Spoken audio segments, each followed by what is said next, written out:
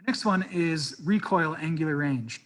So what we're seeing here in this picture, we kind of talked a little bit about this in the stride overview. We've got this position at toe off, and then we have the highest position of the foot in the stride. So in this first picture here, we can see the angle of the shin at takeoff as the toe is about to leave the ground. And so this angle here is sort of our starting point.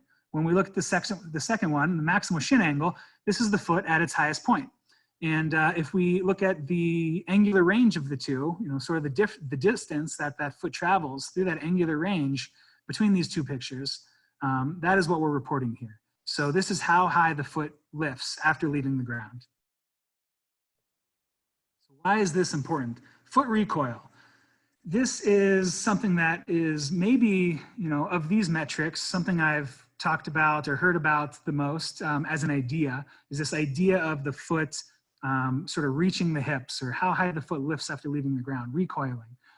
In sprinters, we can see they want to try to get as high as they can. Like they say they want to sort of like kick the hips, and they perform these drills, butt kicks, things like that to try to train that. The key point here is that a higher recoil range makes it easier to swing the leg during that subsequent swing phase. Basically, the shorter the lever arm, the higher you lift that foot, the shorter of a lever arm you're going to have in your leg. And the shorter that lever arm is, the easier and the less energy it's going to require to achieve a faster swing during that swing phase. Higher recoil, how does it happen? It's basically the result of better release of energy during ground contact. And so we can already start to see, when we think back to like heel pitch and strike angular range, how all of these MPIs, they can be interrelated. They can be dependent on each other. We can start to, when we segment that stride, we can see, okay, I have really good force loading and production in the strike angle range, but then my recoil angular range might be a little bit lower than expected, right? That means maybe I'm not using and transferring that elastic energy well. So the really nice thing about these is we're starting to paint a picture here of how all of these different things integrate and how we can start to measure it and draw conclusions from it. The height of the foot recoil, this is also an important point. This can be related to the timing of the swing. Timing is something that so many run coaches and biomechanics specialists have talked about. And for myself, in my experience as a runner training, it can also be one of the hardest things to try to teach myself. Thinking about multiple things synchronizing and timing up correctly, it can just be a lot to think about. And really just to have a tool in the form of a score that I can monitor in training and I can review after training, it makes it much easier to conceptualize this for myself, and also to be able to start to design drills and ways to sort of break this down into simpler movements or patterns that I want to train, and be able to focus on this specific trait. So what should we aim for? A higher recoil range for better release of energy and timing of your swing, like I just mentioned. And also, of course, maintenance of your range for longer durations.